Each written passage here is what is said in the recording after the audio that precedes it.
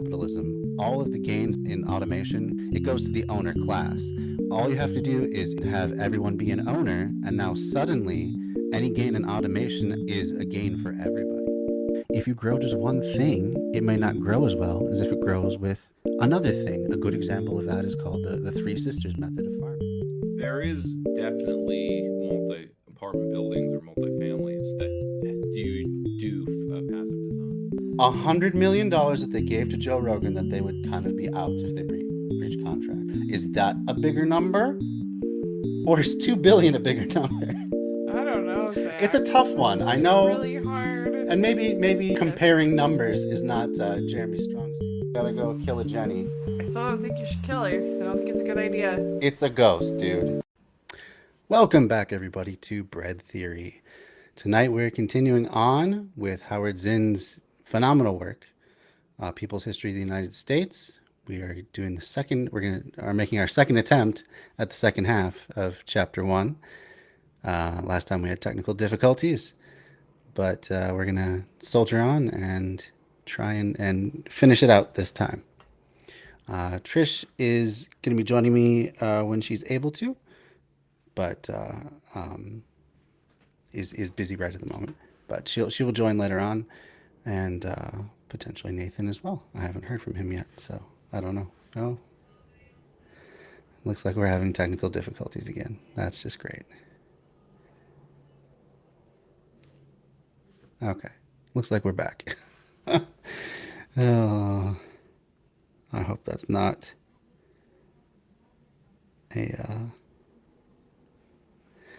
an omen of things to come.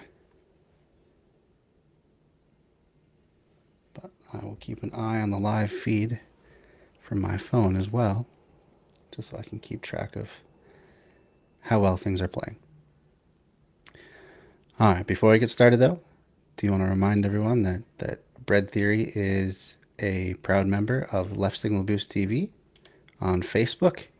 We are a collective of leftists, creators of all types. We have authors, artists, video makers, live streamers, podcasters, all sorts of stuff. And we all put our stuff out on the same Facebook page in order to build our audiences collectively and push back against the right-wing favoring Facebook algorithm. So I invite you all to go and check out Left Signal Boost TV if you haven't already. Yeah, you can find all kinds of really cool creators doing really amazing stuff there. So there's the link for you. All right. Well, I think we're going to get right into the chapter. So as you may remember from last time, it's been a couple weeks now.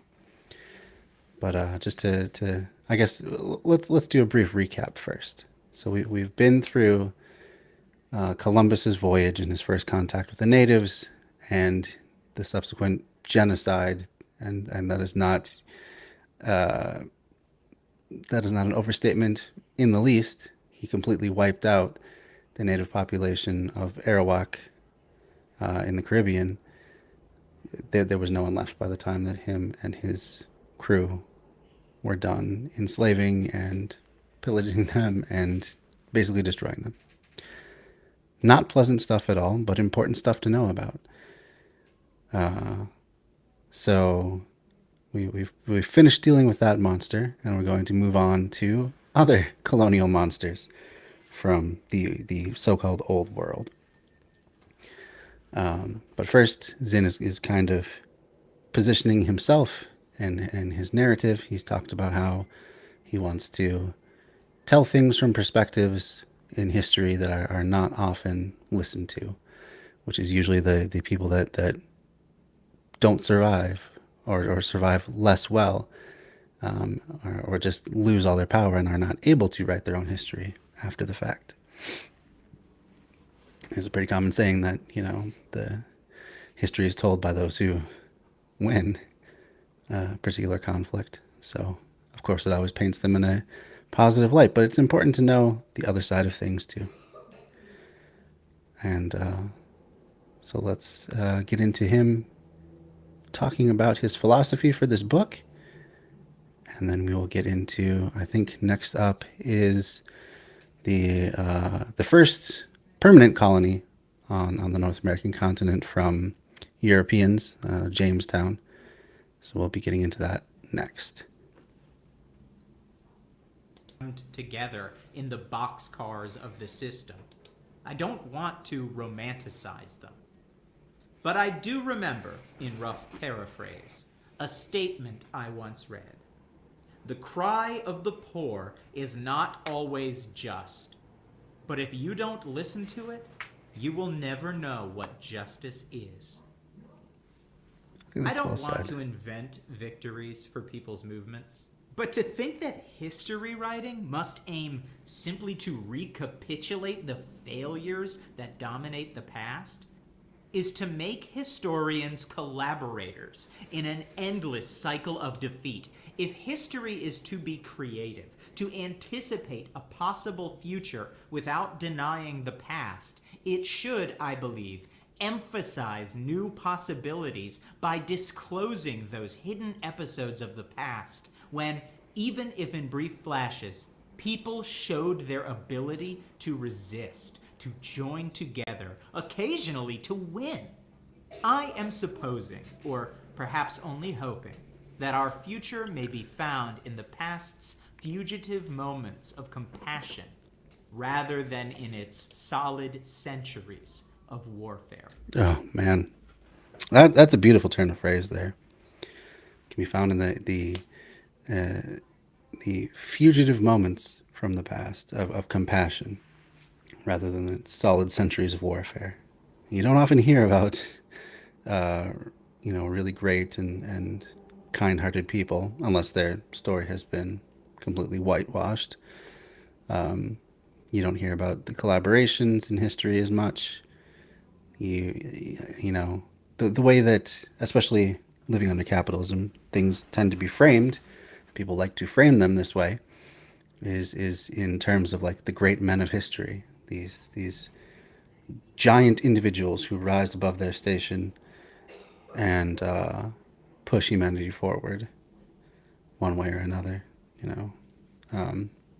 Doesn't usually end up that is a true and accurate way of looking at things. No one person could possibly know all the things that it takes to, say, make a new invention that propels technology forward, or no one person fights a particular battle, be it like a literal war or just a battle for like freedom or anything like that, on their own. There's always dozens, thousands, millions of collaborators in any of these endeavors. But we like to individualize things, because in a certain sense it does make it easier to understand if you can kind of have one person encapsulate an entire era or series of events or new invention or what have you. But at the same time, it's not the whole story. So Zinn here is trying to tell the whole story. Oh, and that sounds like that is Trisha. So as soon as she is connected, I'll let her in, and we'll continue on.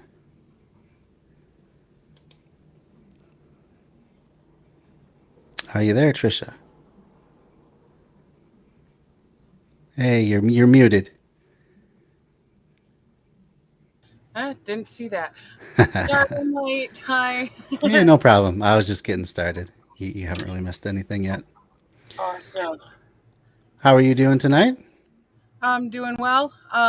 Just been juggling some stuff today, working on the rebranding for We Are Many. So we're Very cool. gonna have all that new stuff launched across the board the end of this week. So Exciting.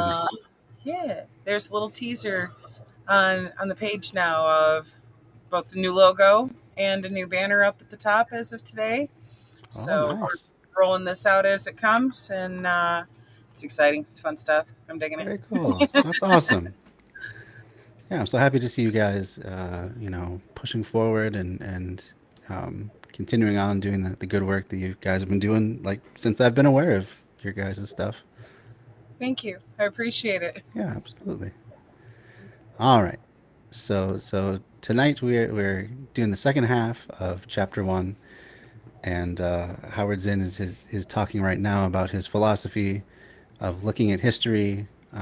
He just had a nice turn of phrase talking about looking at the fugitive moments of compassion in history, rather than just the endless blocks of warfare and Right. human cruelty.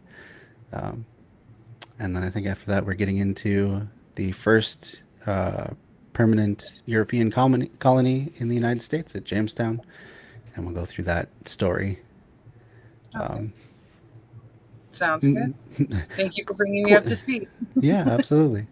Yeah, we'll be looking at it much closer than to as it happened than like the Thanksgiving story and the movie Pocahontas and stuff like that. Right. Howard Zinn doesn't do whitewashing. No, he's here to tell the unvarnished truth. That's for sure. Mhm. All right, well, here we go. That, being as blunt as I can, is my approach to the history of the United States. The reader may as well know that before going on. What Columbus did to the Arawaks of the Bahamas, Cortez did to the Aztecs of Mexico, Pizarro to the Incas of Peru, and the English settlers of Virginia and Massachusetts to the Powhatans and the Pequots. The Aztec civilization of Mexico came out of the heritage of Mayan, Zapotec, and Toltec cultures. It built enormous constructions from stone tools and human labor, developed a writing system and a priesthood. It also engaged in, let us not overlook this, the ritual killing of thousands of people as sacrifices to the gods. The cruelty of the Aztecs, however, did not erase a certain innocence, and when a Spanish armada appeared at Veracruz, and a bearded white man came ashore with strange beasts, horses, clad in iron, it was thought that he was the legendary Aztec man-god who had died 300 years before, with the promise to return. The mysterious Quetzalcoatl. And so they welcomed him with munificent hospitality. That was Hernando Cortez, come from Spain with an expedition financed by merchants and landowners and blessed by the deputies of God, with one obsessive goal: to find gold.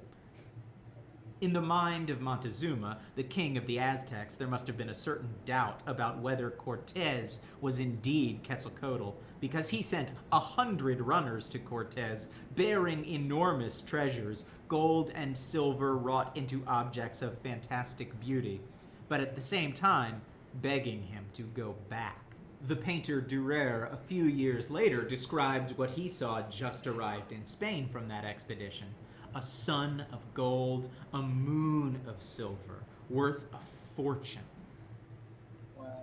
Cortez then began his march of death from town to town, using deception, turning Aztec against Aztec, killing with the kind of deliberateness that accompanies a strategy, to paralyze the will of the population by a sudden, frightful deed.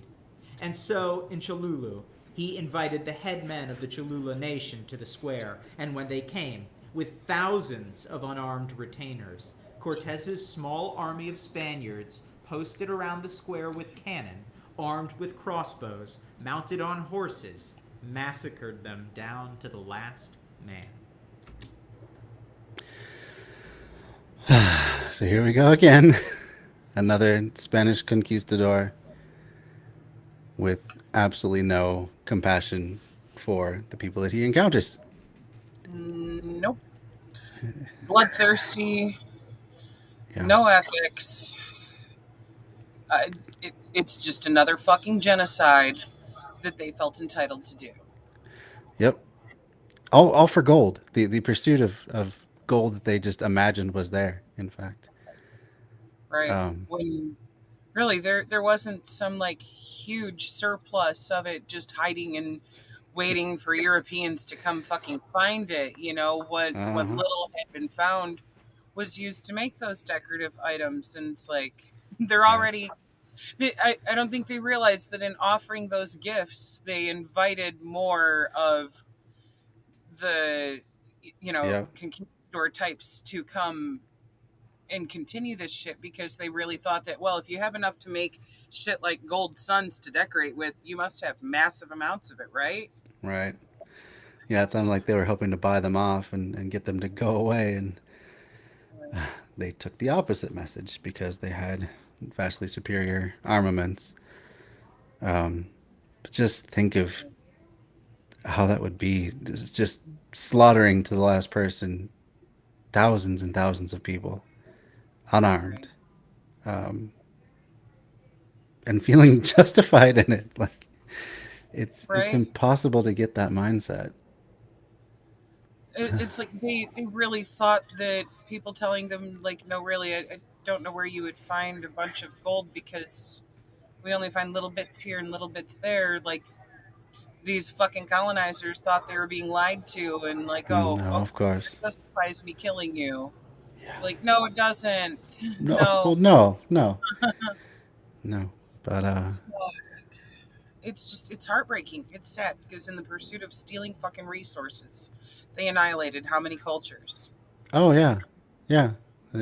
So much generational knowledge that was just wiped out um, through these different expeditions and genocides that is never going to come back.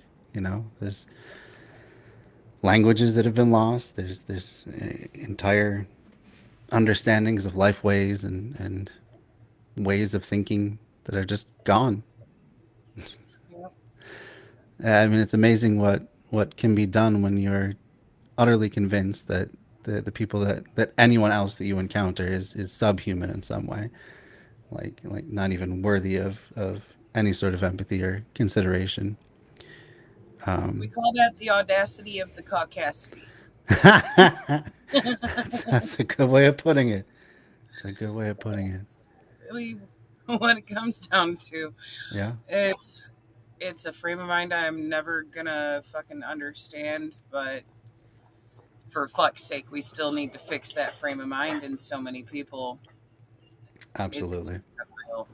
Oh yeah, they're I would bet that most wealthy families who've been generationally wealthy um, since even these times um, would have no problem just turning the clock back if it meant that they could stay on top, and wouldn't matter what happened to everyone else. They could be completely genocided as well. They could all be thrown into uh, the ash heap of history, and then as long as they're still on top, they would find some way to justify it to themselves. Right? Fuck. Yeah. The mental gymnastics they had to do to Oh yeah. justify that shit to themselves. It's like, wow, you really are leaping to some conclusions there, like with cartwheels, motherfucker. Absolutely. you know, um, it's so frustrating to even try to understand how these motherfuckers could draw such conclusions. Like, Right. once again, where did you find that fucking audacity? Please turn around and put it back. Find where you fucked up, put it back. Yeah. Right. Put- like, Yeah. wow. Absolutely. Yep. So yeah, again, right out of the gate, first few minutes of the second half of the chapter, and we're already waist deep in slaughtered bodies. Yep. Okay. So let's continue on. Then they looted the city and moved on. When their cavalcade of murder was over, they were in Mexico City. Montezuma was dead, and the Aztec civilization, shattered, was in the hands of the Spaniards.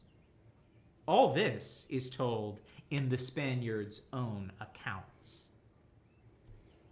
In Peru, that other Spanish conquistador Pizarro used the same tactics and for the same reasons. The frenzy in the early capitalist states of Europe for gold, for slaves, for products of the soil, to pay the bondholders and stockholders of the expeditions, to finance the monarchical bureaucracies rising in Western Europe, to spur the growth of the new money economy rising out of feudalism, to participate in what Karl Marx would later call the primitive accumulation of capital. These were the violent beginnings of an intricate system of technology, business, politics, and culture that would dominate the world for the next 5 centuries. In the North American English colonies, the pattern was set early, as Columbus had set it in the islands of the Bahamas. In 1585, before there was any permanent English settlement in Virginia, Richard Grenville landed there with 7 ships. The Indians he met were hospitable, but when one of them stole a small silver cup, Grenville sacked and burned the whole Indian village. Fuck. Over a cup? Right. Fucking cup. And I mean, compared to just the wanton slaughter and sacking of every other person that they came in contact with, stealing a little cup, not that big a difference. Right. It's like Not that big a you're thing. literally coming to this foreign land to steal resources, and you got the audacity to get mad if somebody steals your cup? That's right. Yeah. Fucking cup. Kidding Yep. me? I- Get the audacity. right. Well, I mean, it just kind of shows the fragility too in these people's egos, that they feel that they can do whatever they want, but if anyone transgresses against them, well, it's they lose their minds so hard that they start killing people. They just fly into a rage if anyone offends them in the least. Right. To just slaughter an entire village Yeah. for one person taking a cup? Like, okay, Yeah. killing the person who took the cup would already be going too goddamn far. Right. It should be, hey, you took my cup, you should give me something in exchange for that, at most. Of like, Right. okay, I didn't consent to you taking my cup. Either give me back my cup or give me something in exchange for it. Let's trade. But no, these motherfuckers are like, okay, that entitles us to kill the whole village. The whole village. Yep. What the fuck? What Yep. the fuck, people? Yep. What the fuck? Yeah. How dare those subhumans think they can get away with stealing from us? We'll show them. Yeah, more caucasity. Yeah. Jamestown itself was set up inside the territory of an Indian confederacy led by the chief Powhatan. Powhatan watched the English settle on his people's land, but did not attack, maintaining a posture of coolness. When the English were going through their starving time in the winter of 1610, some of them ran off to join the Indians, where they would at least be fed. When the summer came, the governor of the colony sent a messenger to ask Powhatan to return the runaways, whereupon Powhatan, according to the English account, replied with no other than proud and disdainful answers. Some soldiers were therefore sent out, quote, to take revenge, unquote. They fell upon an Indian settlement, killed 15 or 16 Indians, burned the houses, cut down the corn growing around the village, took the queen of the tribe and her children onto the boats, and then ended up throwing the children overboard and, quote, shooting out their brains in the water, unquote. The queen was later taken off and stabbed to death. What the fuck? These are the most psychopathic people I've ever heard of in history. Like, time and time again. That. Yeah. Yeah. Like, I don't know any other way to explain their fucking wanton desire for bloodshed and feeling Yeah. totally okay with killing children. Yeah. That's some sick motherfuckers that are gonna just kill some kids for no fucking reason. No reason. Yeah.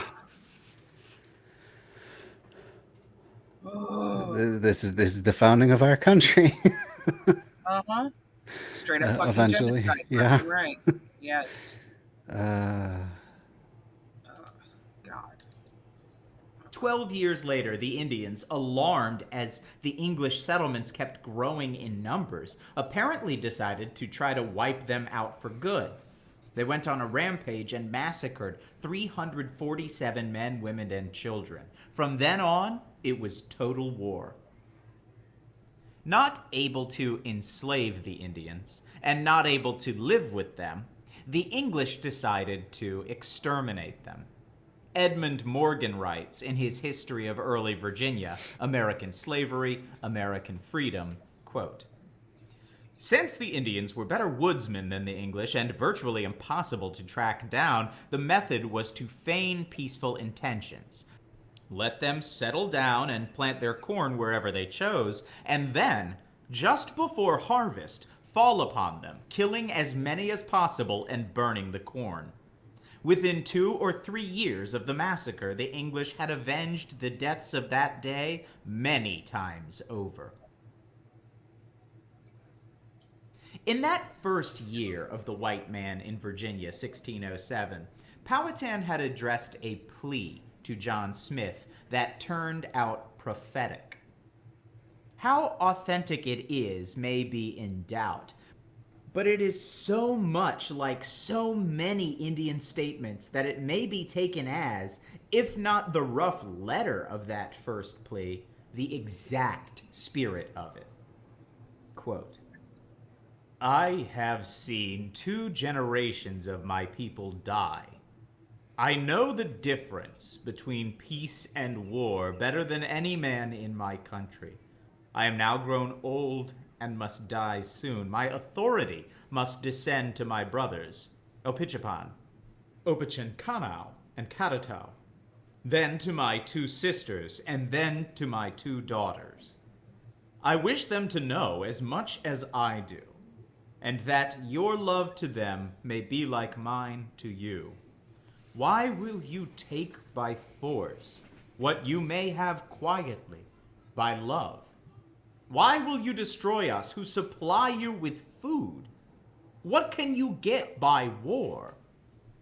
We can hide our provisions and run into the woods. Then you will starve for wronging your friends.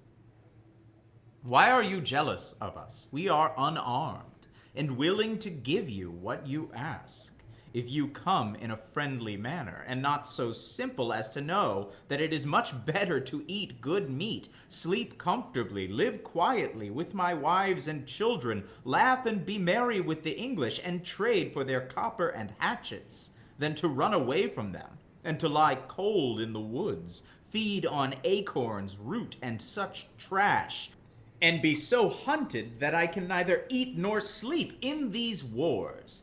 My men must sit up watching, and if a twig break, they all cry out, 'Here comes Captain Smith!' So I must end my miserable life. Take away your guns and swords, the cause of all our jealousy, or you may all die in the same manner."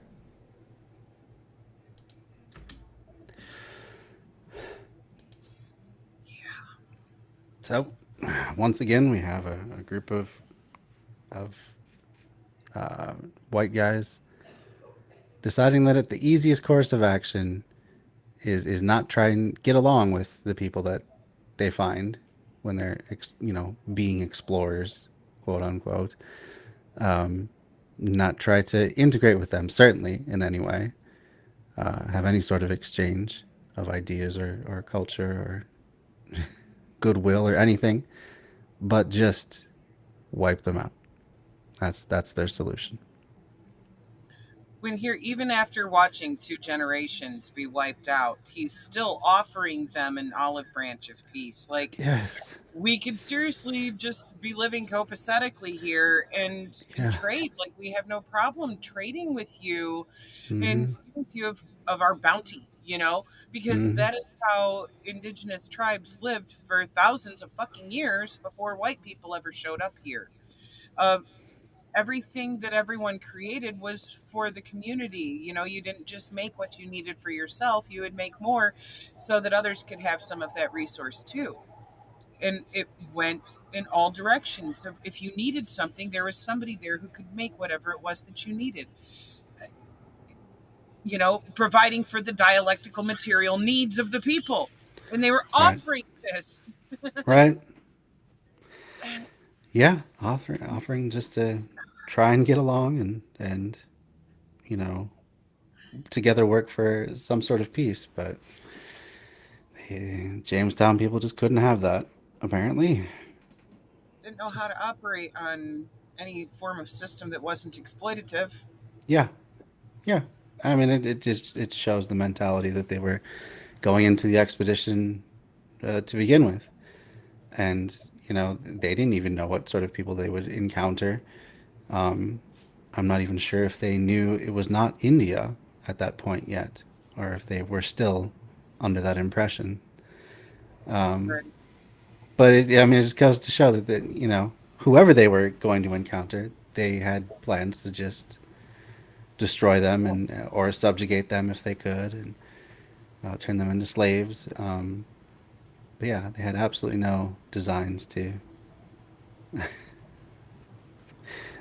play nicely with anyone that they came across. Their intents were wrong from the beginning. Mm-hmm. When the Pilgrims came to New England, they too were coming not to vacant land, but to territory inhabited by tribes of Indians. The governor of the Massachusetts Bay Colony, John Winthrop, created the excuse to take Indian land by declaring the area legally a vacuum. The Indians, he said, had not subdued the land, and therefore had only a natural right to it, but not a civil right. A natural right did not have legal standing. The Puritans also appealed to the Bible. Before we get to that part, yeah. Oh, you guys, you don't have the same sort of land laws about land ownership that we do. So obviously, you're not being serious. You guys are just kind of camping out here, right? And so, by our Carlin, own laws, we we have a better claim to it than you, who have your own laws, which are clearly inferior. it's another moment of the audacity of the caucasity Yeah. of these colonizers showing up and being like, well, we're going to impose the way that we do things on you Yeah. and try to tell you that how you do shit isn't good enough and tell you you no longer have the rights to your own land. We've invaded now, so Mm-hmm. that means it's ours. And Mm-hmm. it's like, excuse me? you know, just again, what the fuck? Yeah. Yeah, but I mean, you see so many reflections even today of the English's sort of thinking that you have to subdue the land, otherwise no one knows whether or not you're using it. It's like you have to have a perfectly mowed lawn in your front yard. You have to have everything arranged just so, otherwise people look down on you. They assume that you've abandoned your house. Um, Right. Must have it's a piece of paper saying that this section of land well is that too. yours. Right. Right. Like, Yes. no, I mean, most indigenous people were looking at the white people like, are you fucking crazy? Hmm. How can you own the land? Right. Well, right. Well, yeah, yeah. They definitely.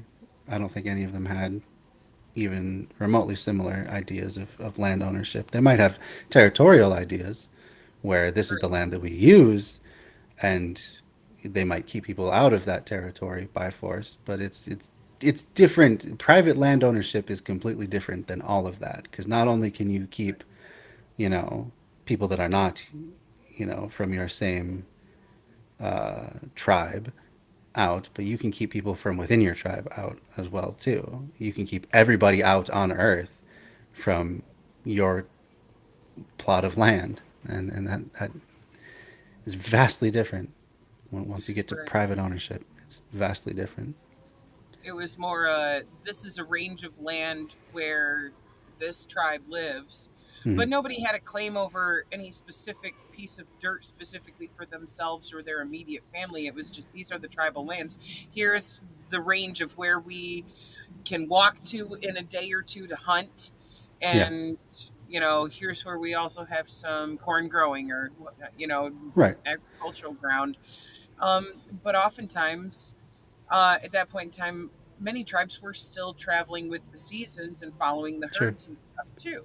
sure. So it's a totally different concept as far as possession of the land. Right, right. Well, when it was more possession by use too. It was like these are the areas that we use. This is the lands that we use to make our living, to continue on living.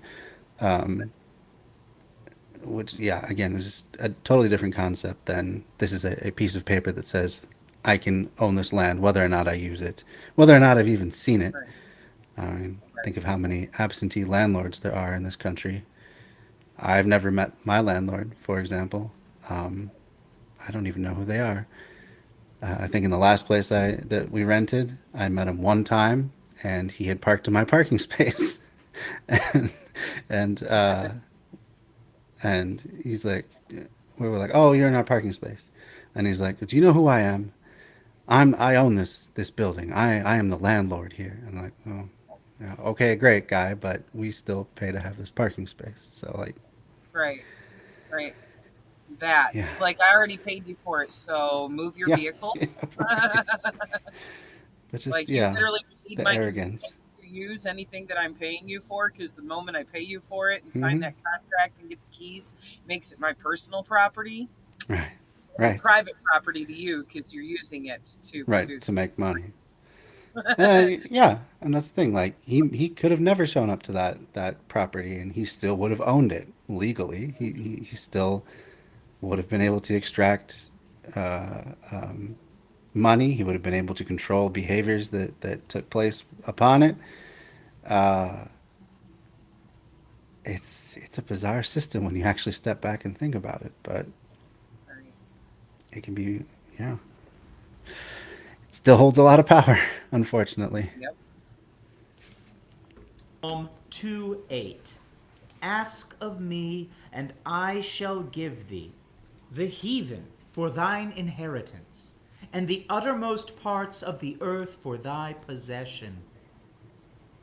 And to justify their use of force to take the land, they cited Romans 13:2. Whosoever therefore resisteth the power, resisteth the ordinance of God, and they that resist shall receive to themselves damnation. The This is Puritans lived in uneasy. Yeah, right. Ah, like that's such lame fucking bullshit to try to use their book of bullshit to yeah, justify doing horrific things to other people. right. This is the only response that fucking deserves. Yeah, as though just by proclaiming yourself to be a Christian, that automatically means that everything you do is the will of God, and ordained by, you know, God, and that anyone that resists you, therefore, is resisting God. So I mean, you're basically making yourself a god. You know, Making God in your image. yeah, yeah, right. Like, okay, heathen. Isn't Uh, that blasphemy according to you? You know, like, I mean, you would think so, but then, but not of if they course, do it. They are God. right, but then the church itself has to get its wealth from somewhere too. So, you know, Mhm. we'll just sanction the genocide of other people for their lands and resources. It's totally cool. They're Why just not? Yeah. heathens. Yeah, they're just heathens anyway. They probably don't even have souls. So They're not the chosen ones. right. Well, clearly, they haven't written a book that they can parade around in front of themselves and Right. cherry pick passages to justify absolutely anything that they ever do. Right. Which is it's really fucking funny the way that Christianity has expounded on said bullshit, because if they go back and read the Old Testament, they'll see that even your Christian converts wouldn't be part of the chosen people. Hmm. God's chosen would be the Jewish people that Christianity then stemmed from. So it's like, wait a minute. Your Yep. own racism, if you really look back into it, it's not in favor of white Christians. It- it's Yeah. actually in In favor favor of of Jewish people. That is the covenant with Abraham. right. And so it's like, how are you going to use that to justify white supremacy when it's literally speaking about brown supremacy? Yeah. Right. And Yeah. Yeah. it's All you got to in the do is words of just Carlin. right. Sorry. Yeah. No, go ahead. Go ahead. Just say it's all bullshit and it's bad for you. Good old George Carlin. Yeah. Um, Yeah. And then they justify it by whitewashing all of the historical Christian figures as well, and having the Snow White Christ. I forgot which Right. rulers. Oh, I can't remember the origin of the image of Christ that they have settled upon, but it was just some guy who was either related to or a lover of some royalty. So Descendant of King David. And it's funny too because they totally love to ignore the description of Jesus that is in the right, Bible, and it describes a man with dark skin and dark hair of wool. We are talking about a black Jewish man. The original Jews were black. yep, And brown. Like there's literally one ethnic group of literally like the ethnic Middle Eastern. I actually should say West Asian because it's only Middle East in respect to to fucking Europe, yeah, Britain, fucking Britain again. yeah, So West Asian and North African Jews come in every shade of the rainbow, and hmm, Jesus is not white. yeah, yeah, yeah. But you They know, ignore that though. They want white capitalist Jesus, not the real, um, God, black Tommy Jesus. that's right. Yeah, yeah. All these people have conveniently left out parts like, it's easier for a camel to pass through the eye of a needle than it is for a rich man to get into heaven, or Right. the admonition or the Jesus telling them to give up all their possessions and live, humble and uh, less material lives and all that sort of stuff. That just goes out the window. We'll just cherry pick a few stuff that makes us God rulers of whoever we see. Right. And it's kind of funny too how so many of them try to shit on ideologies like Buddhism, which is really just a way of life. And guess what? By those teachings, Jesus was a Buddhist. He was Yeah. about living simply and not seeking materialistic possession and extravagance of like, no, everyone is entitled to what is needed to live, to survive, but nobody needs extravagance like that. Right. Absolutely. Yeah. Yeah. Yeah. A lot more in common with Buddhist teachings than any of the established, religious people. So. Right. Mhm. Well, it goes hand in hand with Christ consciousness and actually being Christ like. And there are many figures throughout history that are Christ like. Sadly, most Christians don't follow that example and try to be Christ like. I do know some who do, Yeah. but a large majority of like these evangelical types, especially the ones that are down with prosperity gospel, Oh. they're swindlers, they're grifters. Absolutely. It's basically a pyramid scheme with a little bit of religious dressing on it. Yes. It's all like, oh, give me all your money, and then you too can be rich. It's literally Right. just a pyramid scheme. Right. Like God will bless you. If you send all of your money to us, God will bless you and Mm-hmm. that will be a seed that grows exponentially in your bank account. Like, no, you're just gonna have that much less money. Right. Right. If Yeah. you really want to do some good and earn some good karma in that manner, take that money and go find homeless people in your area and buy them food, buy them toiletries, help them acquire housing, Yeah. things like that. Yeah. Put that money to work. Go That's so what much people further than just lining the pockets of Joel Osteen so he can get an even bigger mansion or right. another private jet. Yeah. Or Benny Hinn and his, Oh, $5,000 a night hotel suites and private jets. oh, it's Or just Creflo disgusting. Dollar, Yeah. who has the audacity to go by this fake last name of Dollar because he thinks that calling himself Creflo Dollar is going to convince more people to Ooh, send him more dollars. And they do because they're fucking ignorant. that's very sad that the people that get taken in by this stuff. Yeah. It's a Yeah. mind fuck. Yeah, well, and I wish they would just take a step back and look at their lives and say, "Hey, you've been doing this for a while. Are you rich like all these people you send money to now?" And of Right. Or course, you just have that much less money in your own bank right. And I guess they must just justify it by being like, "Oh, well, I guess I just wasn't faithful enough, or I didn't give enough, and that's why." It's always they love this individual idea of people where anytime anything bad happens to you, even if you've been suckered in by somebody else, it's your own fault for not being smarter or not having more faith or not, it's all a personal failing. right? Oh, too bad when it comes to the shit that they're actually doing wrong, they just invoke the whole forgiveness thing. Like, I forgave myself. I don't have to make anything up to the Yeah, people I hurt. This is exactly. me. Yep. Like, what? Yeah. Fuck. Right. It's frustrating. Well, continuing on. Truth with the Pequot Indians, who occupied what is now southern Connecticut and Rhode Island. But they wanted them out of the way.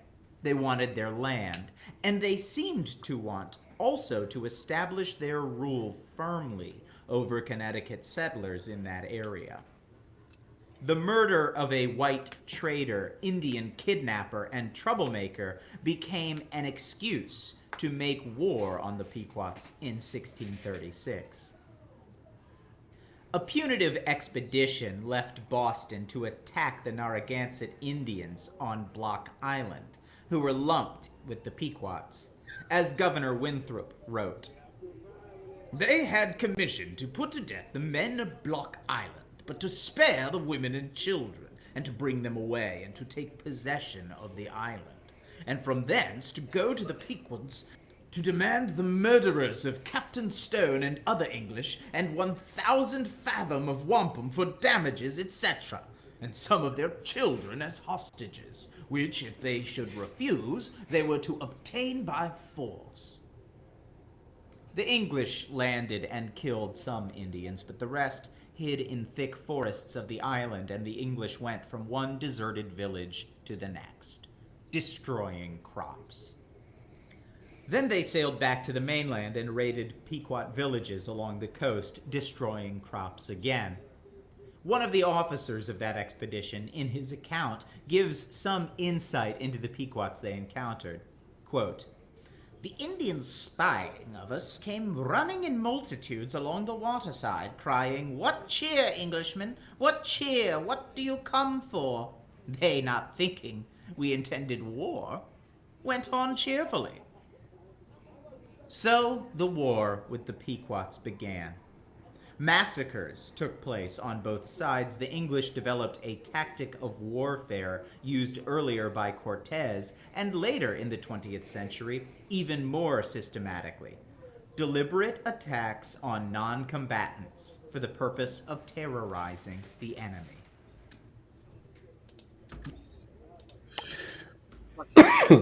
Yep. Uh, Native Americans, the original war against terror fighters, like literally. Fuck.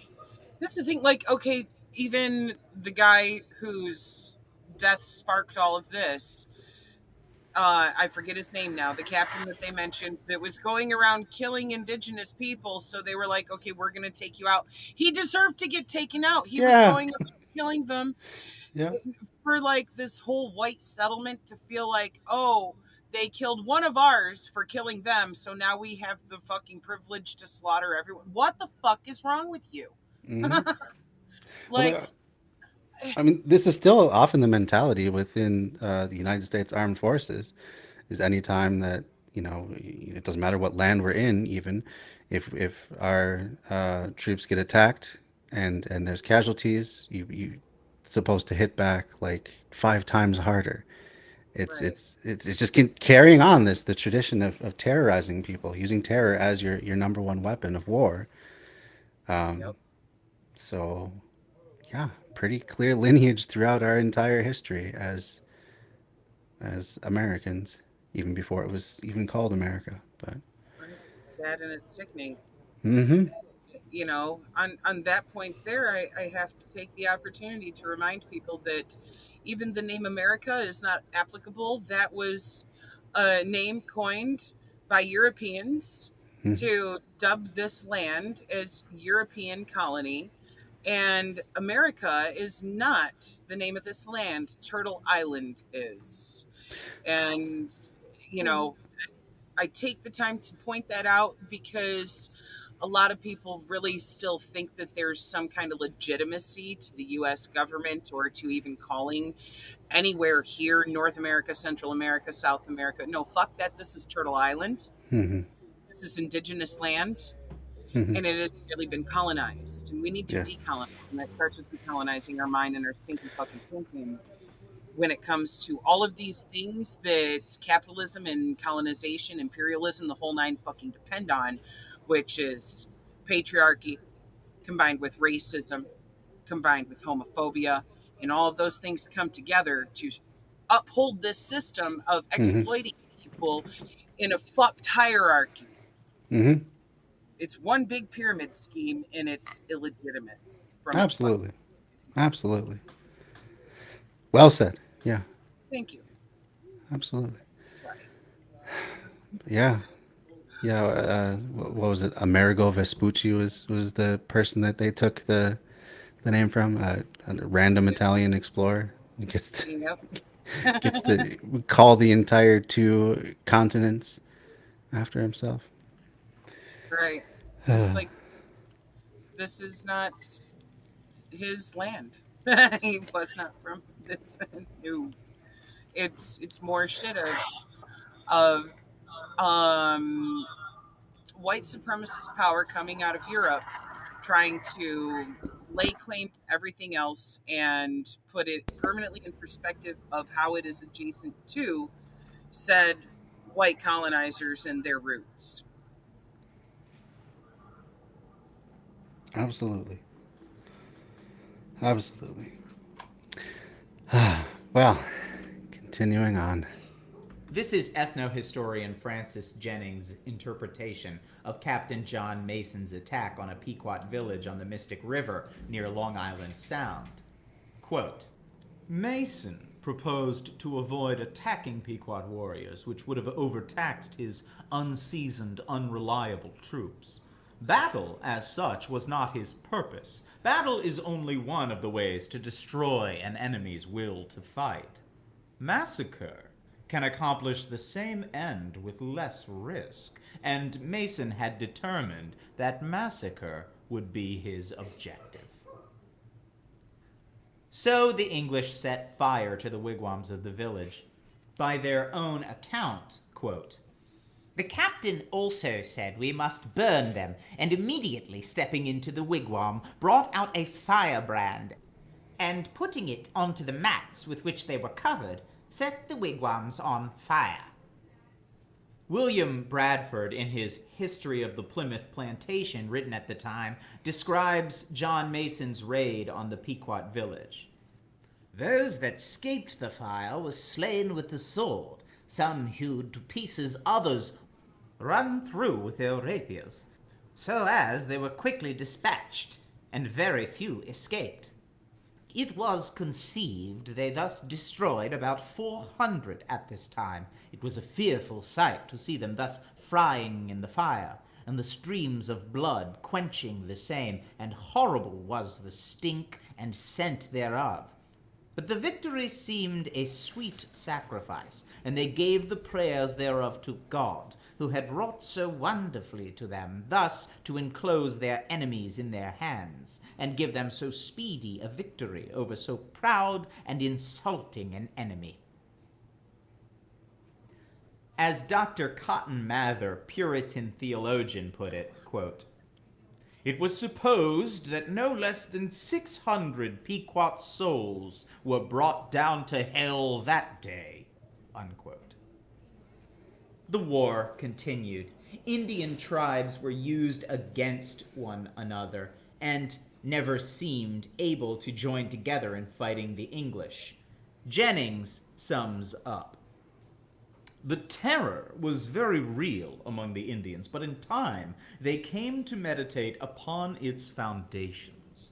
They drew 3 lessons from the Pequot War. 1, that the Englishman's most solemn pledge would be broken whenever obligation conflicted with advantage.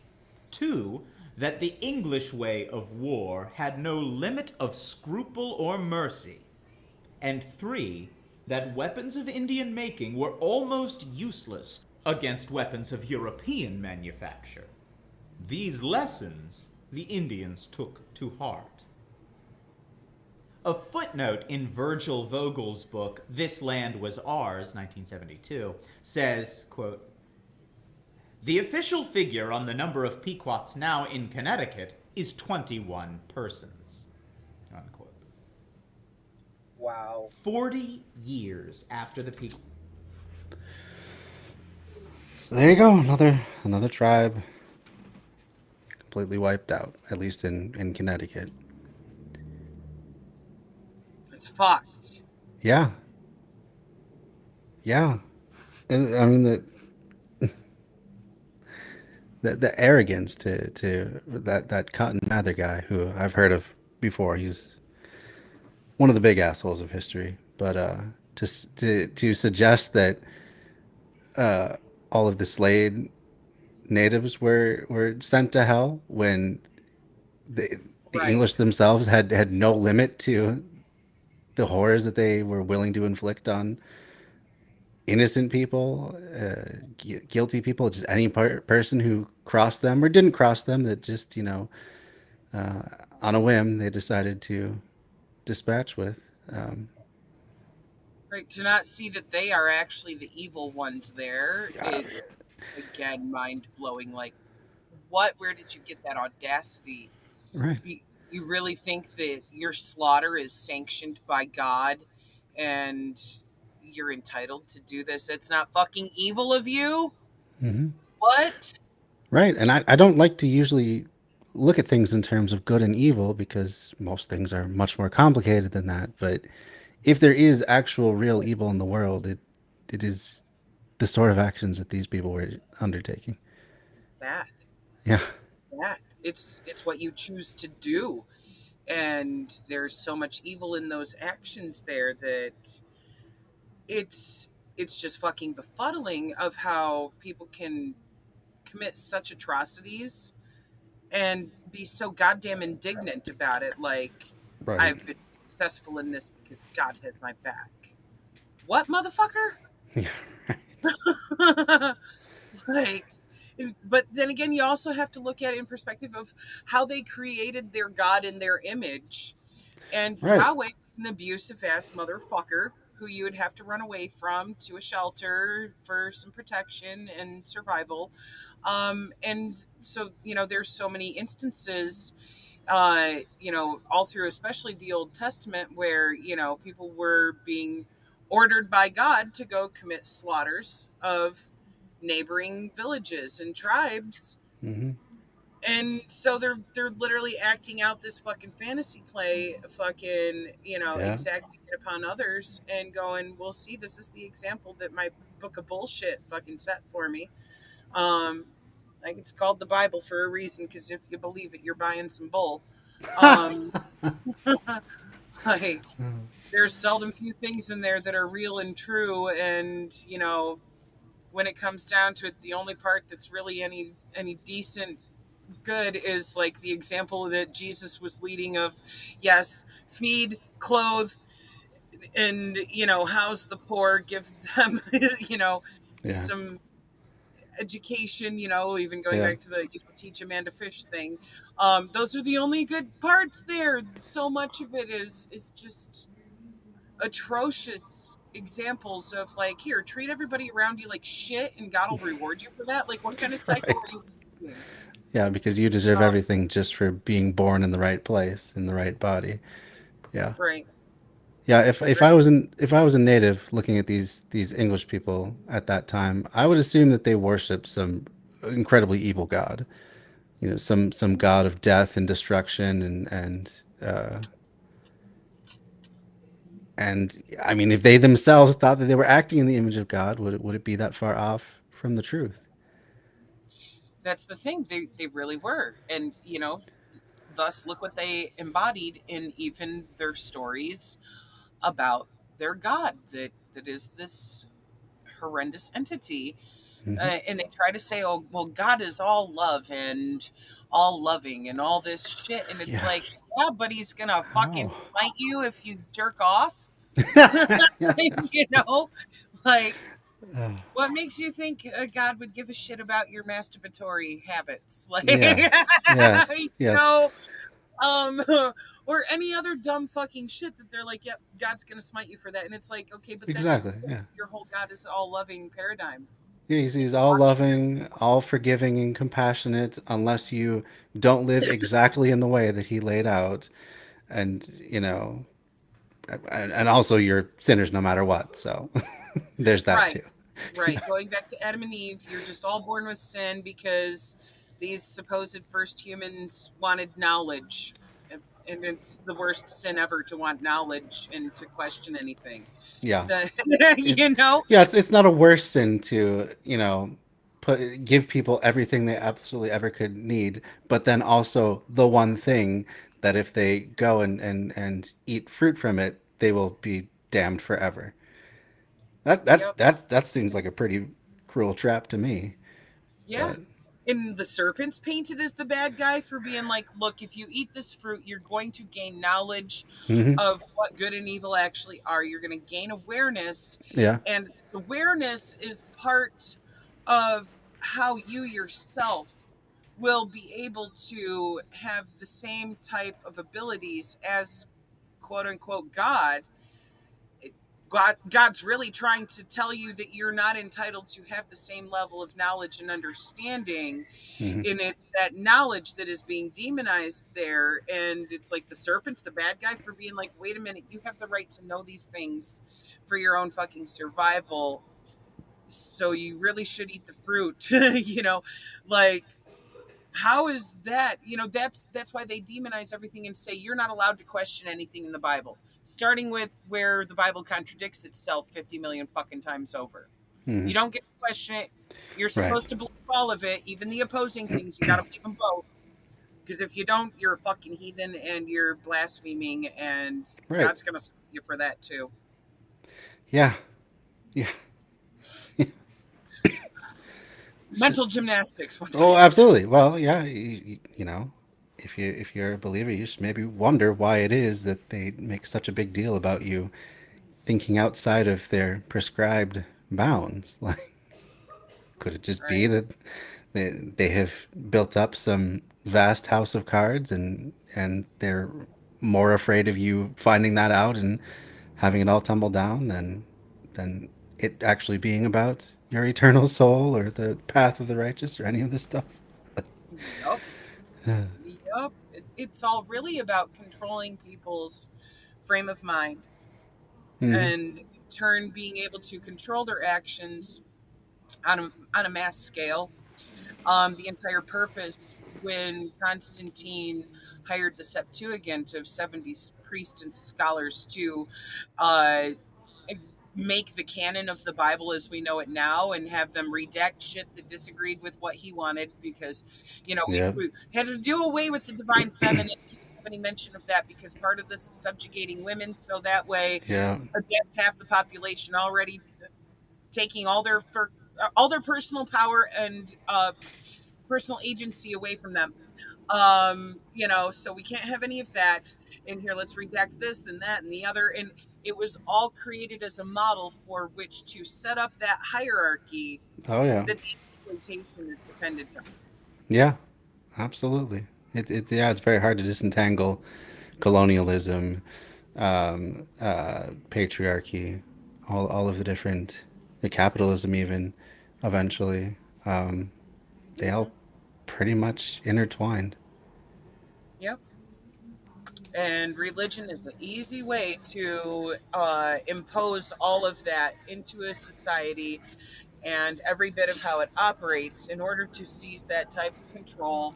Because if you tell them that they must live this way and according to these paradigms and guidelines and restrictions because God says so, then it's no longer, well, the state says so, it's God says so, so you Yeah, can't question it. The state's just putting, you know, that's this right. religion as, the law itself. And, so now the Pope runs your life. Right. That makes it so you can't escape consequences even in death. So, Right. yeah. Yep.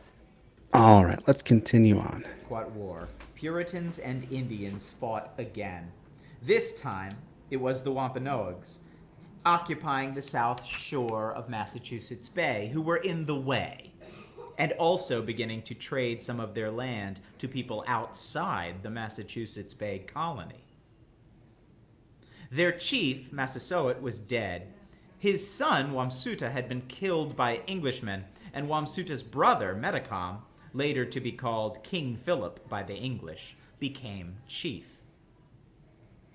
The English found their excuse, a murder which they attributed to Metacom, and they began a war of conquest against the Wampanoags, a war to take their land.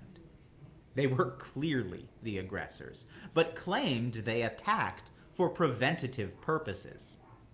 As Roger Williams, more friendly to the Indians than most, put it, quote, "All men of conscience or prudence ply to windward to maintain their wars to be defensive." Jennings says the elite of the Puritans wanted the war. The ordinary white Englishman did not want it and often refused to fight. The Indians certainly did not want war, but they matched atrocity with atrocity. When it was over in 1676, the English had won, but their resources were drained. They had lost 600 men. 3,000 Indians were dead, including Metacom himself. Yet the Indian raids did not stop. For a while, the English tried softer tactics, but ultimately it was back to annihilation. The Indian population of 10 million that lived north of Mexico when Columbus came would ultimately be reduced to less than 1 million. Huge numbers of Indians would die from diseases introduced by the whites. A Dutch traveler in New Netherland wrote in 1656 that, quote, "The Indians affirm that before the arrival of the Christians and before the smallpox broke out amongst them, they were 10 times as numerous as they are now, and that their population had been melted down by this disease, whereof 9/10 of them have died." When the English first settled Martha's Vineyard in 1642, the Wampanoags there numbered perhaps 3,000. There were no wars on that island, but by 1764, only 313 Indians were left there. Similarly, Block Island Indians numbered perhaps 1,200 to 1,500 in 1662, and by 1774, they were reduced to 51. Behind the English invasion of North America, behind their massacre of Indians, their deception, their brutality, was that special, powerful drive born in civilizations based on private property. It was a morally ambiguous drive. The need for space, for land, was a real human need. But in conditions of scarcity, in a barbarous epoch of history ruled by competition, this human need was transformed into the murder of whole peoples. Roger Williams said it was, quote, a depraved appetite after the great vanities, dreams, and shadows of this vanishing life, great portions of land in this wilderness, as if men were in as great necessity and danger for want of great portions of land as poor, hungry, thirsty seamen have after a sick and stormy, a long and starving passage. This is one of the gods of New England, which the living and most high eternal will destroy and famish. Was all this bloodshed and deceit, from Columbus to Cortez, Pizarro, the Puritans, a necessity for the human race to progress from savagery to civilization? Was Morrison right in burying the story of genocide inside a more important story of human progress? That reminds me of J.K. Rowling, of all people. J.K. Rowling is not good at taking criticism. So, like, the way it would go through when she was writing her Harry Potter books is they would come up with a loophole in the current book that was out, and she'd get really mad about it, and like then a book or a book and a half later she'd figure out some way to retcon it. And it got to the point where people had been asking her, well, why didn't the wizards stop World War II? Why didn't they kill Hitler with all their magic and all that stuff?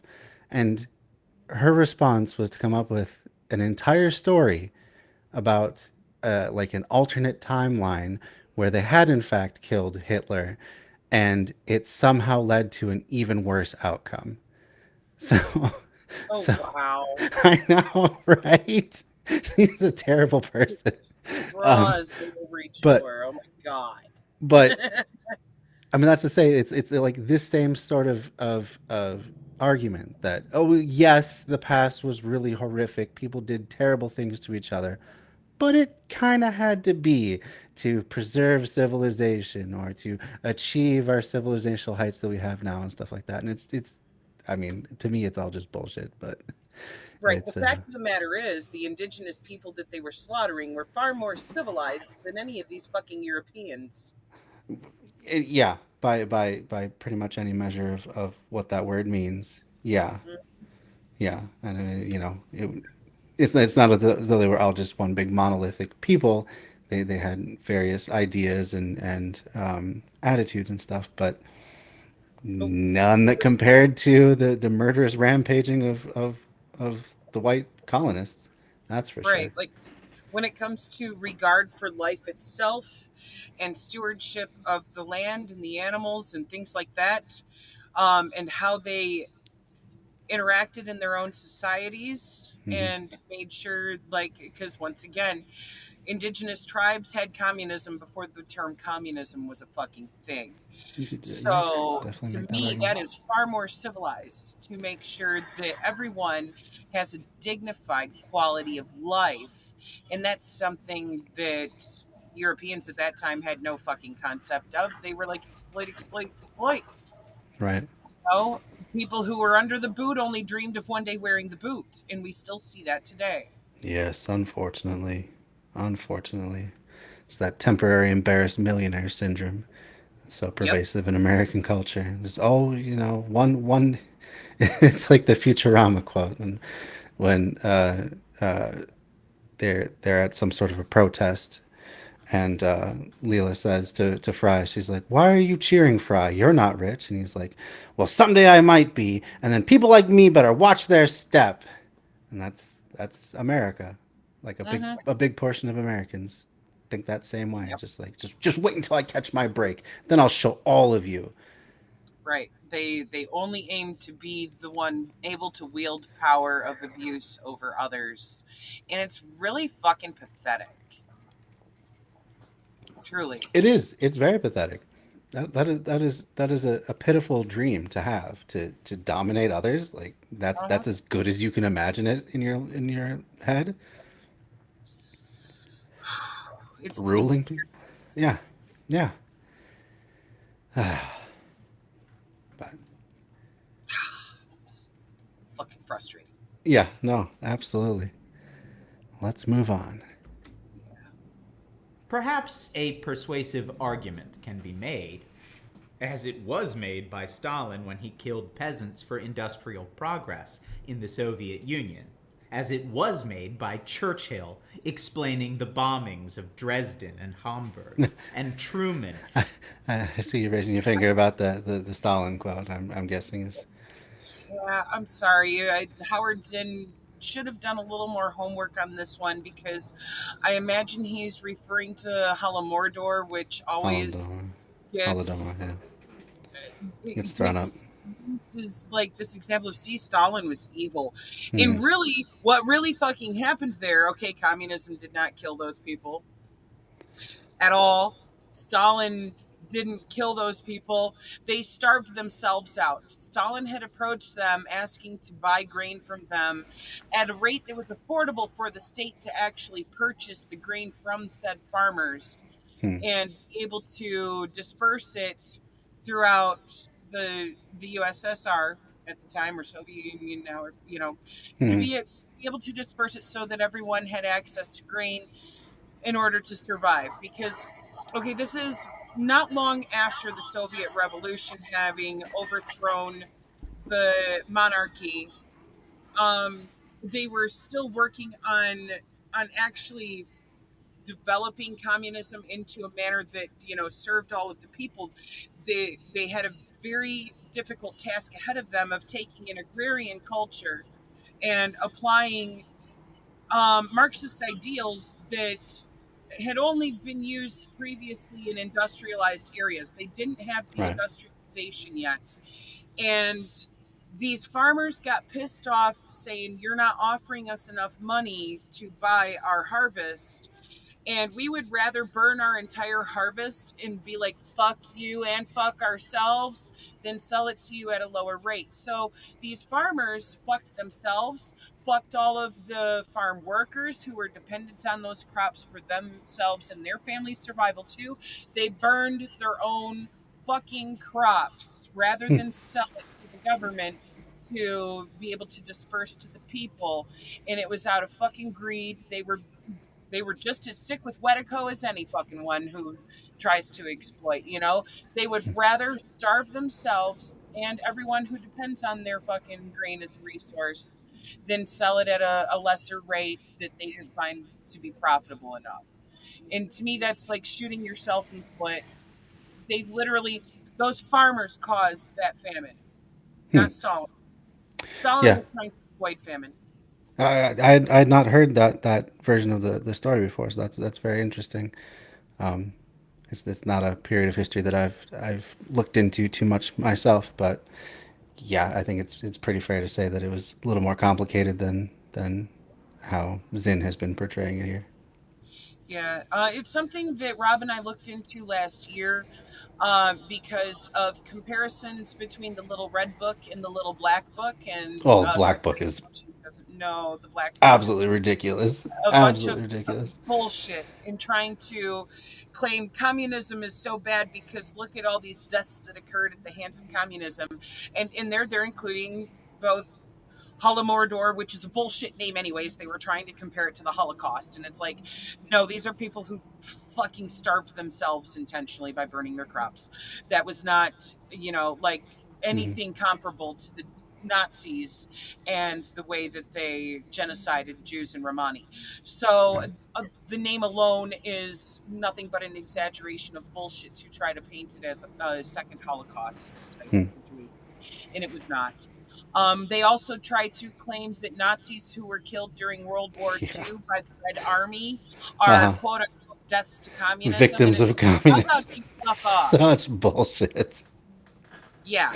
Uh, So in picking apart the little black book, we oh yeah. discovered the rest of the story about that famine. And it's like people also fail to take into context that at the same time as that famine was the Dust Bowl here. There was literally worldwide famine because of weather.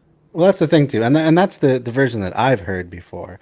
It's just that, you know, you can easily ascribe malice to this situation, but it's more likely just, you know, incompetence and then just bad circumstances that were felt. You know, there's still famines today. It's not as though we are out of the eras of famines. So Right. yeah, Right. but that's an interesting uh, take on it. It's just that there's so many facets that went into play there that a lot of people try to ignore when talking about history. And it's like, you can't ignore that because, it was already a point of like, okay, in that case of Stalin approaching those farmers wanting to buy that grain, it's because there was already droughts happening Hmm. everywhere that destroyed a lot of the other crops. But that region was still temperate enough that it hadn't hit them as hard, so they were still able to produce some grain right there. And he was just trying to keep people from fucking starving, Hmm. you know.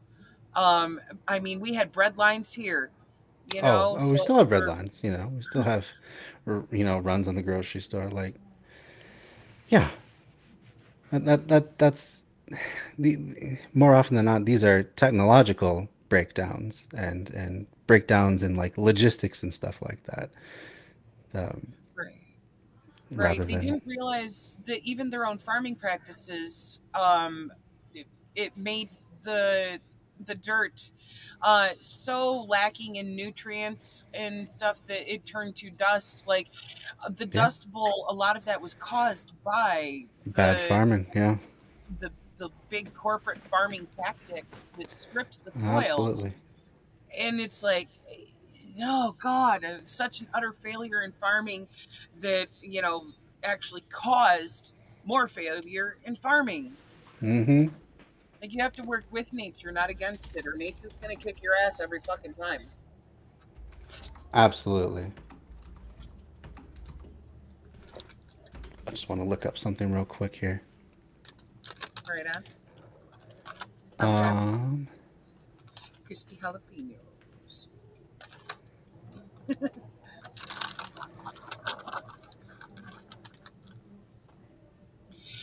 yep, I'm we curious. we still. So what I was looking up is the soil erosion rates in the U.S. that continue on till today, and it looks like Yep. that is still the case. Let me see. Well, yeah, monocropping will strip the soil every fucking time. Oh, yeah, yeah, that's absolutely true. But even things like, you know, not leaving um, the farm waste. I don't remember what the term is for it, but like after you like run a harvester through a cornfield or stuff, there's a whole bunch of, you know, corn stalks and stuff that are left behind. Just, you know, instead of tilling that in right away, if you were to just leave it over the winter, that would reduce the soil loss tremendously. And tilling every single inch of a property, even in areas that are more prone to soil loss, you know, we still have tons of bad practices in that. Right. It's like there's so many ways that we could make use of stuff to do better fertilizing our farmlands. And a lot of it is like, okay, if you even have like a compost bin that you can use to, produce some compost, you can use that to till in the spring and, put a massive load of nutrients in the ground instead of the chemical trash that you're using, Yeah. um Or like, just use more perennials that you don't have to completely harvest and dig up every year. That put right. new roots down every year, and yeah, that would be good too. But it looks like average soil loss rate is 5.8 tons per acre per year in the United States. That's per acre. It just blows away. Washes into rivers and out to the Gulf of Mexico, which causes its own problems because you have a lot of phosphorus fertilizer within that, and that's what tends to make those big algae blooms and cause dead zones. It's just these problems compound upon one another. Um, hmm Yeah. As that shit kills off the coral reefs, then it's also killing off all of the other life that lives amongst the coral. Hmm. I mean, it is a fucking domino effect of exponential order that completely fucks our ecosystem. Yep. So yeah, all that to say that yeah, people make mistakes in agriculture. You don't have to attribute absolutely everything to bad intentions. Right, right. A lot of it is ignorance to proper methods of growing that would replenish the nutrients in the soil. Right. All right. Continuing on. Explaining Hiroshima. But how can the judgment be made if the benefits and losses cannot be balanced? Because the losses are either unmentioned or mentioned quickly. That quick disposal might be acceptable, unfortunate, yes, but it had to be done, to the middle and upper classes of the conquering and advanced countries.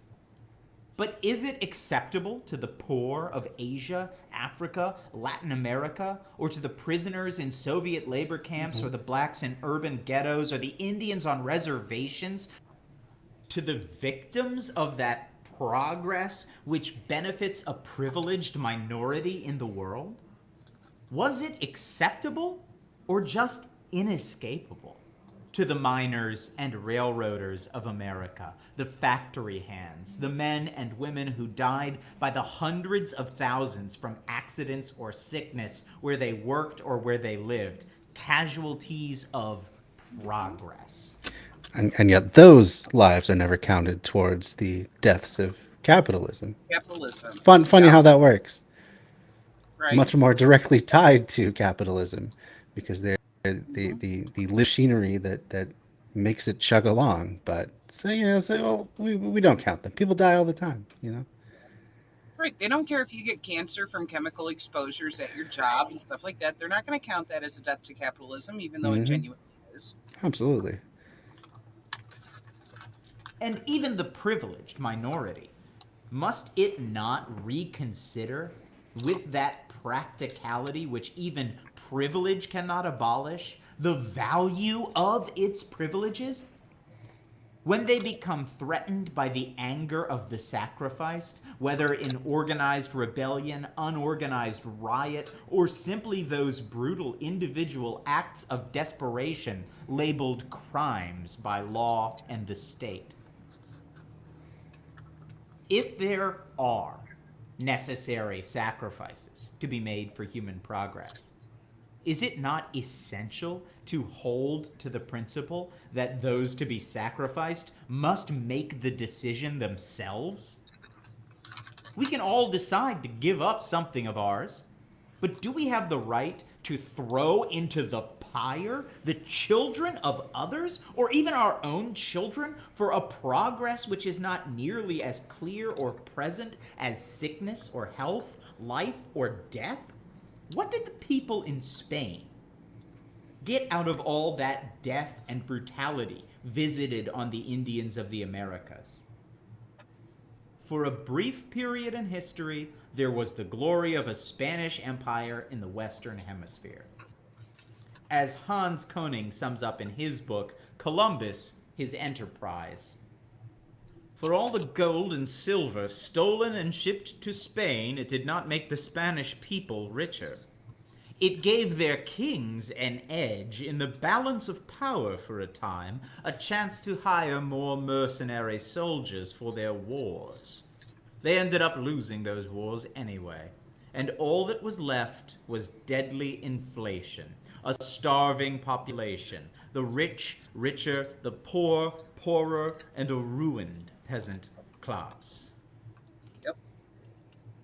Beyond all that, how certain are we that what was destroyed was inferior?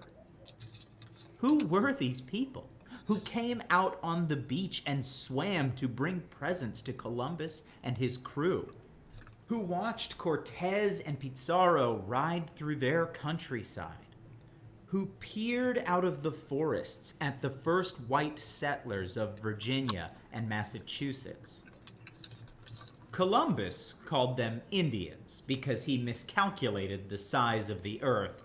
In this book, we too call them Indians with some reluctance, because it happens too often that people are saddled with names given them by their conquerors. I heard another way of looking at this, and it was from Slavoj Žižek, the famous socialist philosopher, and he says I call them Indians because it's a reminder of how stupid the conquering Europeans were. Yeah, true.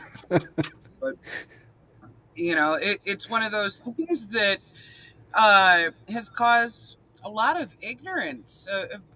For people to still even be referring to indigenous as Indians, and Yeah. the only positive to draw from it is that humor at how fucking ignorant those people were. Right. Like, oh my god,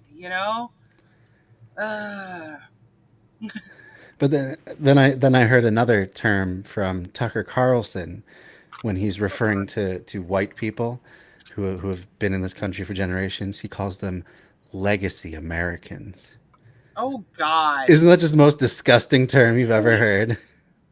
Oh, It's like yeah. Tucker. Yeah, right. Legacy Americans. Legacy. We all know who built this country. Colonizer. Yeah, right. Colonizer. That's a much better term for it. Yeah. Like, listen, colonizer. That is the appropriate term, colonizer. Mm-hmm. Not legacy. There's for fuck's sake. It's so slimy. All right, continuing on. And yet, there is some reason to call them Indians, because they did come, perhaps 25,000 years ago, from Asia, across the land bridge of the Bering Straits, later to disappear underwater, to Alaska. Then they moved southward, seeking warmth and land, in a trek lasting thousands of years that took them into North America, then Central and South America. In Nicaragua, Brazil, and Ecuador, their petrified footprints can still be seen, along with the print of bison, who disappeared about 5,000 years ago. So they must have reached South America at least that far back. Widely dispersed over the great landmass of the Americas, they numbered approximately 75 million people by the time Columbus came. Perhaps 25 million in North America. Responding to the different environments of soil and climate, they developed hundreds of different tribal cultures, perhaps 2,000 different languages. They perfected the art of agriculture and figured out how to grow maize, corn, which cannot grow by itself and must be planted, cultivated, fertilized, harvested, husked, shelled. They ingeniously developed a variety of other vegetables and fruits, as well as peanuts and chocolate and tobacco and rubber. On their own, the Indians were engaged in the great agricultural revolution that other peoples in Asia, Europe, Africa were going through about the same time. While many of the tribes remained nomadic hunters and food gatherers in wandering egalitarian communes, others began to live in more settled communities where there was more food, larger populations, more divisions of labor among men and women, more surplus to feed chiefs and priests, more leisure time for artistic and social work, for building houses. So I sped it up just a little bit just so we can get through the last few minutes of it here. And also because this guy kind of takes his time with his recitation. About 1,000 years before Christ, while comparable constructions were going on in Egypt and Mesopotamia, the Zuni and Hopi Indians of what is now New Mexico had begun to build villages consisting of large terraced buildings nestled in among cliffs and mountains for protection from enemies, with hundreds of rooms in each village. Before the arrival of the European explorers, they were using irrigation canals, dams, and were doing ceramics, weaving baskets, making cloth out of cotton. By the time of Christ and Julius Caesar, there had developed in the Ohio River Valley a culture of so-called mound builders, Indians who constructed thousands of enormous sculptures out of earth, sometimes in the shapes of huge humans, birds, or serpents, sometimes as burial sites, sometimes as fortifications. One of them was 3.5 miles long, enclosing 100 acres. These mound builders seem to have been a part of a complex trading system of ornaments and weapons from as far off as the Great Lakes, the Far West, and the Gulf of Mexico. About AD 500, as this mound builder culture of the Ohio Valley was beginning to decline, another culture was developing westward. In the valley of the Mississippi, centered on what is now St. Louis. It had an advanced agriculture, included thousands of villages, and also built huge earthen mounds as burial and ceremonial places near a vast Indian metropolis that may have had 30,000 people. That's something you never hear about in U.S. textbooks. It's that there were actual civilizations in North America, not just little villages or even bigger villages, but civilizations with permanent structures, civilization in any sense of the word that you could imagine. But that gets completely wiped off. Natives are just depicted as being nomadic, as having no permanent dwellings or permanent roots anywhere. As we saw earlier in the chapter, that has been a justification for getting rid of them because they were seen as just transient. They were treated kind of the same way that the travelers in Europe are treated. Yep. So I was just about to say, no differently than how white people treated Jewish and Romani for being travelers. Mm-hmm. So yeah, but there's vast and complex cultures that rose and fell before the white man even got there. I just put a link in the chat for a really great book to dive deeper into this subject, and that's the Dawn of Everything by David Graeber. Just a fantastic look at the rich diversity of cultures that have existed in what is now called North America. Really amazing. For fuck's sake, look at how many tribes were building pyramids that are of equivalent wow factor when it comes to the ability to even build like that at that point in time. Absolutely. Same type of wow as what you see in ancient Egypt, For sure. So to pretend like there was not already developed, settled, communities with permanent there, it's just another example of whitewashing. It's whitewashing, all in the name of propping up manifest destiny, as though we were just meant to inherit all this empty land. That right. We just got to make it empty first. Yeah, that's the grim truth. That's true. All right, let's move on a little bit. The largest mound was 100 feet high, with a rectangular base larger than that of the Great Pyramid of Egypt. In the city, known as Cahokia, were tool makers, hide dressers, potters, jewelry makers, weavers, salt makers, copper engravers, and magnificent ceramists.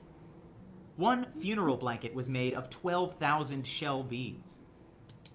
From the Adirondacks to the Great Lakes, in what is now Pennsylvania and Upper New York, lived the most powerful of the northeastern tribes, the League of the Iroquois, which included the Mohawks, people of the Flint, Oneidas, people of the Stone, Onondagas, people of the mountain, Cayugas, people at the landing, and Senecas, great hill people.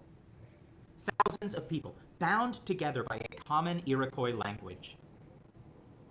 In the vision of the Mohawk chief, Hiawatha, the legendary Dekaniwida spoke to the Iroquois. We bind ourselves together by taking hold of each other's hands so firmly, and forming a circle so strong that if a tree should fall upon it, it could not shake nor break it, so that our people and grandchildren shall remain in the circle in security, peace, and happiness. In the villages of the Iroquois, land was owned in common and worked in common. Hunting was done together, and the catch was divided among the members of the village. Houses were considered common property and were shared by several families. The concept of private ownership of land and homes was foreign to the Iroquois. A French Jesuit priest who encountered them in the 1650s wrote, quote, "No poorhouses are needed among them, because they are neither mendicants nor paupers. Their kindness humanity and courtesy not only makes them liberal with what they have, but causes them to possess hardly anything except in common. Women were important and respected in Iroquois society. Families were matrilineal. That is, the family line went down through the female members, whose husbands joined the family, while sons who married then joined their wives' families. Each extended family lived in a longhouse. When a woman wanted a divorce, she set her husband's things outside the door. Families were grouped in clans, and a dozen or more clans might make up a village. The senior women in the village named the men who represented the clans at village and tribal councils. They also named the 49 chiefs, who were the ruling council for the Five Nations Confederacy of the Iroquois. The women attended clan meetings, stood behind the circle of men who spoke and voted, and removed the men from office if they strayed too far from the wishes of the women. The women tended the crops and took general charge of village affairs, while the men were always hunting or fishing. And since they supplied the moccasins and food for warring expeditions, they had some control over military matters. As Gary B. Nash notes in his fascinating study of early America, Red, White, and Black, quote, "Thus, power was shared between the sexes, and the European idea of male dominancy and female subordination in all things was conspicuously absent in Iroquois society. Children in Iroquois society, while taught the cultural heritage of their people and solidarity with the tribe, were also taught to be independent, not to submit to overbearing authority. They were taught equality in status and the sharing of possessions. The Iroquois did not use harsh punishment on children. They did not insist on early weaning or early toilet training, but gradually allowed the child to learn self-care." All of this was in sharp contrast to European values as brought over by the first colonists. A society of rich and poor, controlled by priests, by governors, by male heads of families. For example, the pastor of the Pilgrim colony, John Robinson, thus advised his parishioners on how to deal with their children. Quote, "And surely there is in all children a stubbornness and stoutness of mind arising from natural pride, which must, in the first place, be broken and beaten down, that so the foundation of their education being laid in humility and tractableness, other virtues may, in their time, be built thereon." That sounds a lot like very recent ideas of how children should be educated. Yeah. And corporal punishment. It's so fucking disturbing. Yeah, It all comes down to instilling fear in order to gain control. absolutely. It's that campaign of terror. It's not that different of an attitude than they had towards conquering people that they thought were inferior. They just applied it to everything. This is how they ingrain that ideal in others and pass that fucked heritage along of this is just how shit's supposed to go, right? No, it's a mind fuck. Yeah. Of conditioning people to being abused and teaching them that when you grow up, then you get to be the abuser. Yep. What a legacy. Yep. Yeah, I mean, you see that in hazing rituals in high school and college. I mean, it runs through everything. Yep. It's And it's fucking horrible. well, it's so tragic how long these ideas have held on too, and it's only been recently that anyone has seriously questioned that on a large scale. Right? Which is really fucking sad. Yeah. Sorry. It's really fucking No. sad that it took so long for people to go like, wait a minute, maybe this system is bullshit. Mm-hmm. Look at all the harm It it's is. caused to everyone. Yeah. Yeah. Nash describes Iroquois culture. Quote, "No laws and ordinances, sheriffs and constables, judges and juries, or courts or jails, the apparatus of authority in European societies, were to be found in the northeast woodlands prior to European arrival. Yet boundaries of acceptable behavior were firmly set. Though priding themselves on the autonomous individual, the Iroquois maintained a strict sense of right and wrong. He who stole another's food or acted invalorously in war was shamed by his people and ostracized from their company until he had atoned for his actions and demonstrated to their satisfaction that he had morally purified himself. Unquote. Not only the Iroquois, but other Indian tribes behaved the same way. In 1635, Maryland Indians responded to the governor's demand that if any of them killed an Englishman, the guilty one should be delivered up for punishment according to English law. The Indians said, quote, "It is the manner among us Indians that if any such accident happen, we do redeem the life of a man that is so slain with a 100 arms length of beads. And since you are here strangers and come into our country, you should rather conform yourselves to the customs of our country than That. Yeah. Yeah, right. This speaks volumes to the roots of colonizer fucking attitude of having no concept of, like, you just came into somebody else's fucking land and culture that maybe you should acclimate your fucking self to, not demand that they acclimate themselves to your shitty way of being that even you are trying to escape from Europe and trying to recreate Europe Yeah. 2.0. Yeah. Absolutely true. It's just such irony because the people that hate the teaching of this sort of history are the same ones that think that everyone should just be like them, and Right. yeah, The ones that have the audacity to tell indigenous people that they need to just speak English. yeah, yeah, yeah, or that black people need to just get over slavery, or all these things. Everyone just needs to conform to them, basically, because Right. That's what they've been conditioned to, is this toxic expectation that everyone else conform themselves to white existence, white ways of living. I mean, it's fucking ridiculous, and we still see this shit today. I mean, even the way that it affects people of color, and especially those who are mixed, who are interacting then in multiple communities, and seeing this, the term of code switching, of literally having to edit how you say certain things so that they land softer on the sensitive ears of white people, because if you don't, they're gonna fucking try to tone police you and shit like that, of like, you're not conforming well enough, like, it's fucked. It's so fucked.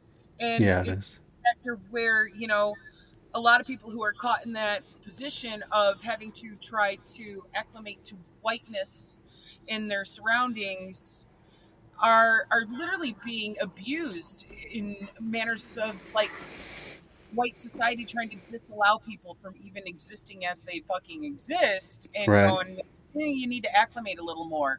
We see this in asshole fucking coaches at high schools that go and cut kids' dreadlocks and things Oh like God. that. Yeah.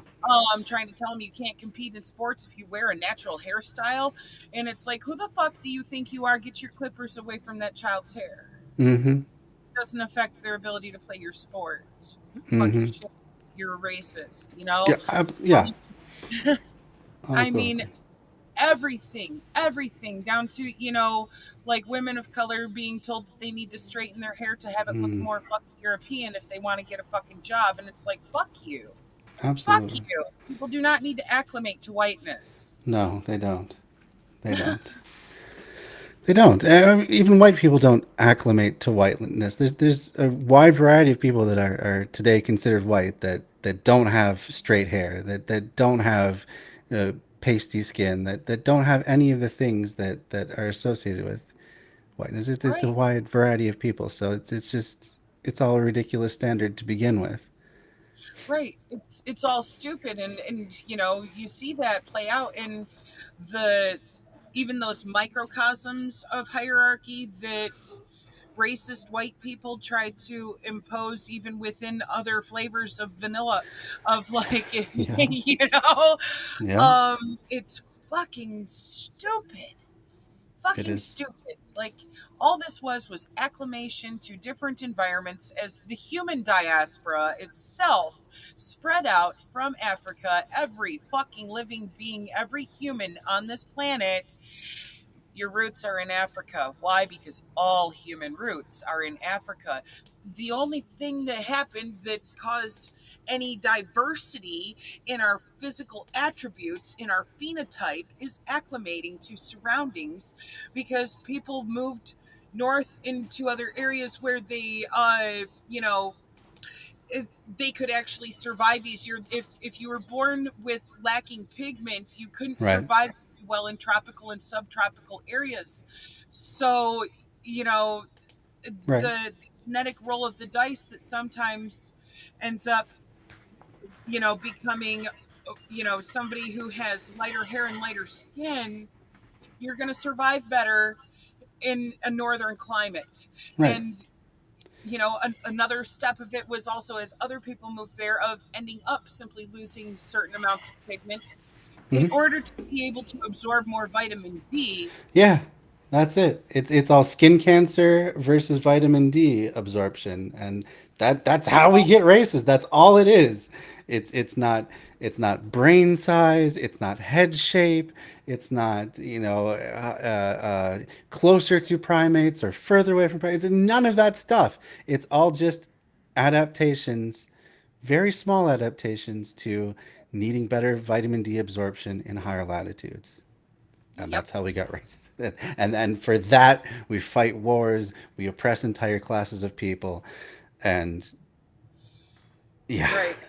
That's the thing. Humans have existed in so many fucking flavors for tens of thousands of fucking years that we have yeah, actually legit documented. Okay. Of, it's fucking ridiculous that people think that, oh, well, people who lived in this region, they got heavier eyelids because they're in a sandy area and it's to protect your eyes from the sunlight glaring off the fucking sand. right, Or in areas like northern Asia, sunlight glaring off of the fucking snow. yeah, yeah, you know absolutely, Things like that, where it's like all this was acclimation to environment to ensure survivability of the sure, species. uh-huh, It it wasn't an evolutionary change. We are still the same the species. same species, yeah. The It fact that we was can interbreed is proof of that, yeah. right. People don't understand the inherent difference between acclimation and evolution. Right. Evolutionarily, we are still at the same fucking step that we really were when Homo sapiens sapien first appeared on Mm-hmm. the fucking map and was still interbreeding with Homo erectus and Neanderthalis. Like, we're not different species. We are simply acclimated to different environments. I'm curious here to read the comment. So David says the main reason people turned white was the when grain started being raised for food. It supplied the calories but no vitamin D, so the increased population had no increased supply of vitamin D, and the only solution was to reduce melanin to increase sun exposure and thus vitamin D production. Yeah, yeah, Exactly. that sounds about right. It Um, is simply a biological need for vitamin D production, lest your body stop functioning properly. right, That is all. that's all. Yeah, That's all. yeah.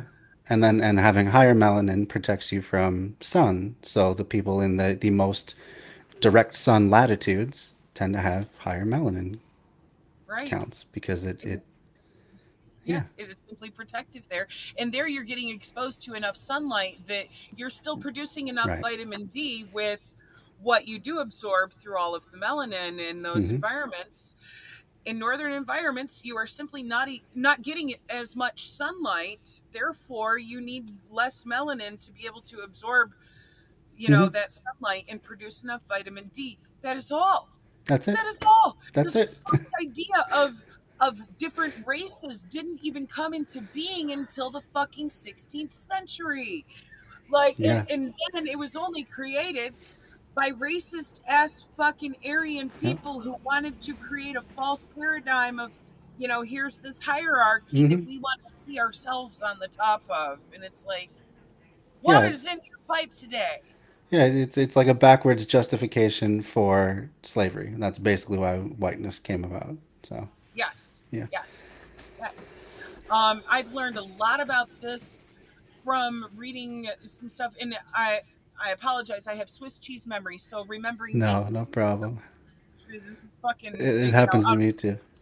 but there's a black historian who was writing about the coming of being of this ideology of race, and she explained it so fucking beautifully that I was just like, oh my god, this was only a fucking man-made social paradigm to use to justify enslaving the global south. Mm-hmm.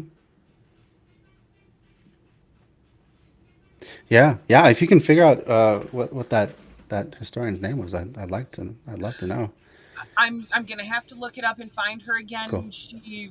She's fucking amazing, absolutely fucking amazing. I love That the way sounds that really cool. it was very intriguing to read and very enlightening. Mm-hmm. Very cool. Yeah, that sounds amazing. Sounds like the sort of thing we should cover on this channel. Absolutely. Yeah, very cool. Um, hello, James, and also hello to David as well. You really you did arrive late this time because we're about to wrap it up. It is after 9 o'clock my time, and that means that my wife and I need to get to bed because we get up incredibly early for my job. Um, Yes. Looks I like get we've up. only got a few minutes of the video left, so I think rather than keep on going because I was like a half hour late last night. I was really bad about it. So just to keep Amanda happy, I think probably try and wrap it up right now rather than that's finish up fine. the. I And totally we understand. We're creeping up on that 2 hour mark, and I know it's getting late there. yeah. Yeah, So but we'll pick it up next time. You know, there's no rush to get through this book, and it's always really interesting the stuff we cover. So absolutely. Especially when there's such multifaceted issues and other points of history to be brought to the table to explain even how these things developed. And it's just crazy the way that the last 500-600 years of history is played out. Like, oh, what the fuck, people?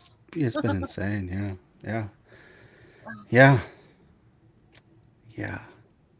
All right. Well, thank you again for joining me tonight, Trisha. It's always a pleasure having you on and getting your perspective about the stuff we cover. And I'll see you again on Wednesday when we do the last chapter of What is Communist Anarchism by Alexander Berkman. And finally gonna wrap up that book. That's exciting. Hell yeah. Can't wait to hear the end of that one.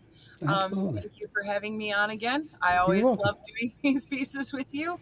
Yeah. Um, this has been absolutely beautiful to be able to dive back into this with you lately. I'm digging it. Awesome. I'm going to link for wearemany.org in the chat one more time. You guys should go check that out. That is, Appreciate the shout out. yep, Trisha's main organization.